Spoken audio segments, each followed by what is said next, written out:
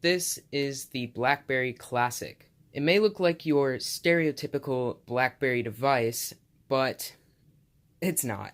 You see, BlackBerry made this phone as well as the Passport somewhere around when the Z10 came out. I'm pretty sure most of you guys don't remember that unless you guys are BlackBerry fans, which I am, so what's up? But anyways, yeah, that was a touchscreen phone that ran on BlackBerry's so-called BlackBerry OS, which I'll get into more of that in a second, but for now, I want to finish telling my little whatever. But the main purpose this device exists is that, like the name suggests, it looks like a classic BlackBerry, such as the BlackBerry Curve. But unlike the Curve, the BlackBerry Classic has a large number of updated specs, and also a larger size, as you can see right here. Anyways, that's besides the point.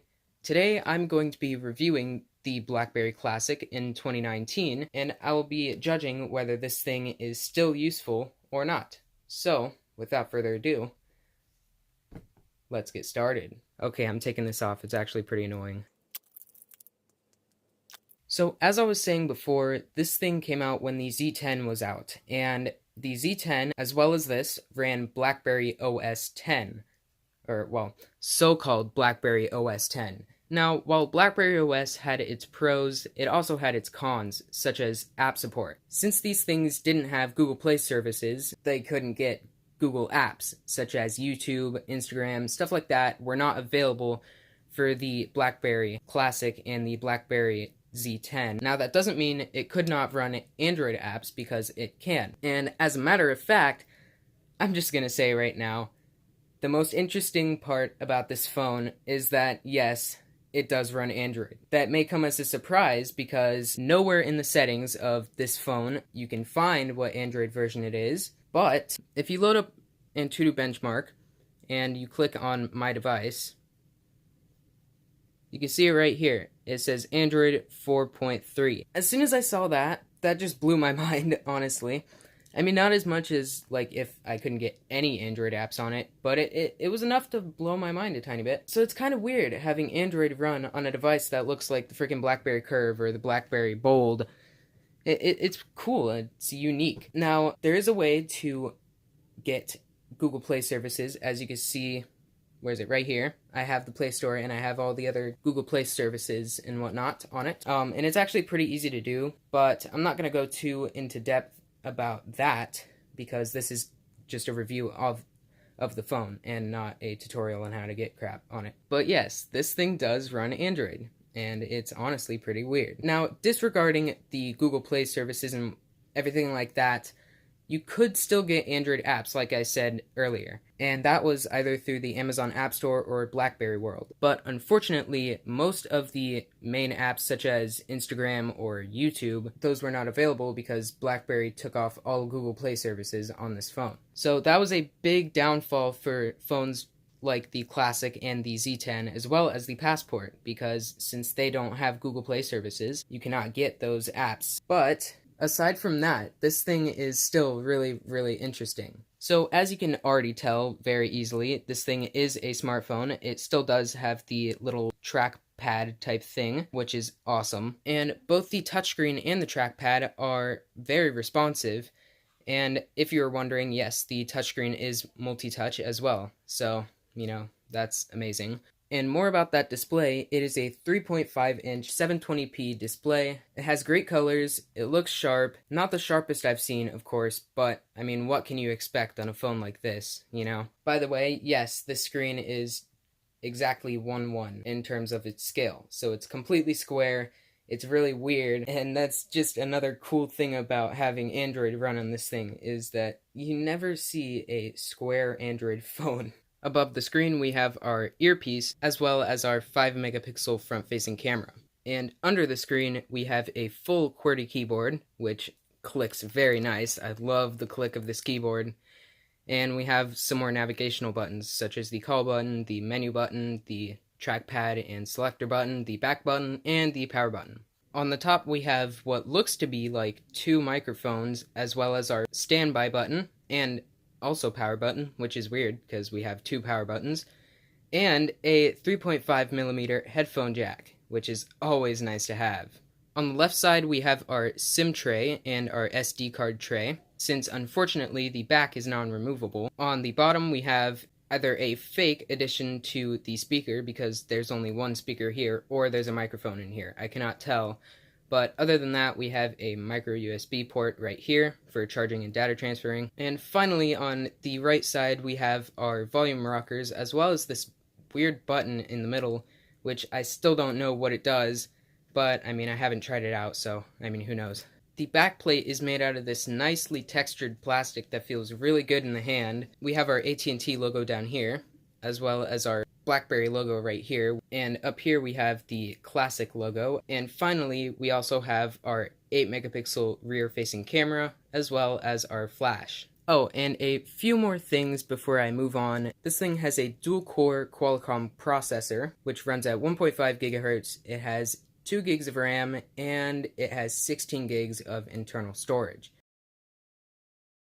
So that is pretty mid-range, and maybe even higher end, especially for a phone like this, at least when it came out. This thing was probably a pretty good phone at the time, and honestly, it still is. I haven't noticed any lag on this phone since I've gotten it, except for playing games and whatnot that came from the Play Store.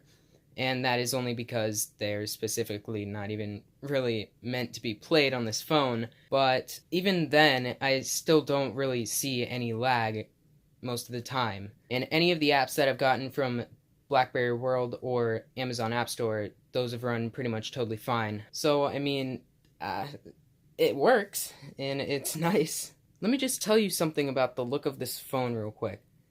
Something about this thing just screams, I'm the coolest person alive. Like, if you own one of these in 2019, if you own any BlackBerry in 2019, you're, like, pretty much the coolest person alive.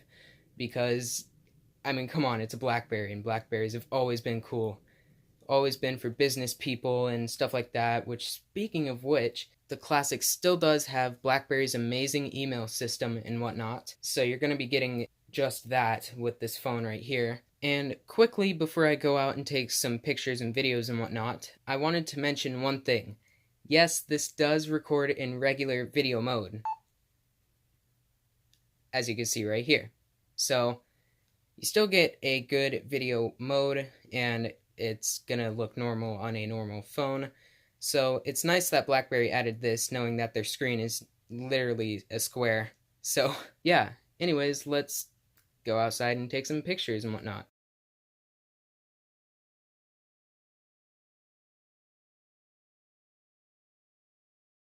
So, right now I'm recording on the BlackBerry Classic, and there's something stuck on my foot. But anyways, this is what it looks like, and this is how the mic sounds. I don't know how that sounds at all yet, because I haven't tried that out yet. But here's my S9, the phone that's actually recording this entire video as well as editing this entire video. S9 Plus, not S9. But yeah, just decided I'd do like a little test. Let's see if it'll...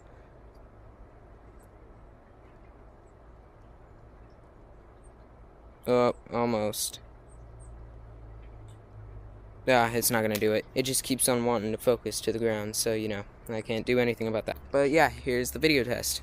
I don't know how stabilization looks at all, but it does not look too good so far. If I shake the camera just a tiny bit, you can definitely see it looks like an older camera. It wobbles a lot, I'll tell you that much. It's definitely not stabilized, but it's a BlackBerry. An older BlackBerry, so, I mean, whatever. Now, honestly, the cameras are actually not that bad. While they may not be the best, they're still pretty useful in 2019. Speaking of usefulness, let's talk about connectivity. So, what's probably expected, it does have Bluetooth, specifically Bluetooth 4.0. It does have NFC, which is surprising actually. It does have LTE connectivity, which is also surprising. And it does have Wi-Fi, which is nice, but also not expected because it's Android. Now, I know you guys are probably really eager to find out how apps run on this thing, and you know what, screw it. I'm gonna show you just that. So let's load up Car Driving Simulator San Francisco. Now, the Classic is pretty cool because if you swipe up from the top, or not swipe up, swipe down, a little menu comes up that says size, and you can change the size from the default setting to a zoomed out setting so everything's a bit smaller, to a rectangular setting, which is more suitable for games and whatnot. So that's pretty cool. I really like that, and I'm really glad they put that choice right there because that's honestly pretty useful. But I'm just going to keep it as the square default setting because, I mean, screw it, why not? To give you a little bit of an idea, everything overlaps each other. I mean, it's really, really close to overlapping each other, but let's just hit drive. Here's the controls for this game. They're all pretty much overlapping each other. It's really ridiculous looking. It does run though. It runs fine, as you see. It's just very awkward to play. Whoa. Yeah, see, it's really, really awkward to play on a square screen like this. It's just not right. Very, very weird. I imagine that on the Passport it's probably way better, but still. It's very, very odd on the BlackBerry Classic. Very odd. Now let's try and switch the screen setting. And I'll just go straight to rectangular, because screw it. Alright. Now I have to reload the app because it just crashes when I do that. But when I do load it, it should load. Yes, it does. Okay, cool. So I wonder how this is going to look, because I've actually never done this before. Alright, so yeah, that looks a lot better. I imagine that the controls, at least for the steering wheel, are going to be just garbage, like, for it being this small. Yeah, they are. Oh my god. Yeah, I can barely steer, because automatically with these games from Axis in Motion, their steering wheel mechanic is just really bad. It really is. I wish it turned more, but it turns literally this much. So, you know, that's like completely non-realistic. But yeah, I'm just gonna exit out of this game. Alright, so here I have Slither.io, a really, really old game. Let's see what happens if I hit play online. Will it actually work or no? Oh wow, it actually works. Alright. I cannot imagine how bad this is gonna be. Oh yeah, it's pretty bad. Oh man. Oh wow, alright. Oh my god, look at the thing. Oh man, that's so bad. Oh, this is gonna be a pain to play on this thing. But, I mean, at least you can do it. At least online stuff works, as far as I know. Jesus. Yeah, this is so bad. Oh my god. You know what? I'm done. Yeah, okay, bye. Bye. That was bad. That was pretty bad. Alright, let's see what playing videos is like on this thing. Let's turn the volume up. Another thing. This time, it's from Mercari. This is my first time buying something off of Mercari, and I'll show you the listing right here on my Moto X4. This is a Motorola G4 Play. It just says okay. Speakers, is that full volume? Yeah, that's full volume. It's not the loudest thing in the world, but the speakers are not tinny at all. They sound pretty good, but they're not the loudest at all. They're really not. They're actually pretty quiet. Well, at least judging by this video right here. There's that. I just wanted to show you guys that real quick. But, yeah, overall, it is still useful in 2019. And there you have it. I hope you guys enjoyed this video. If you did, make sure to hit that like button, and feel free to subscribe and turn on post notifications if you want to see more of my content. And yeah, hope to see you guys in the next one. Peace out.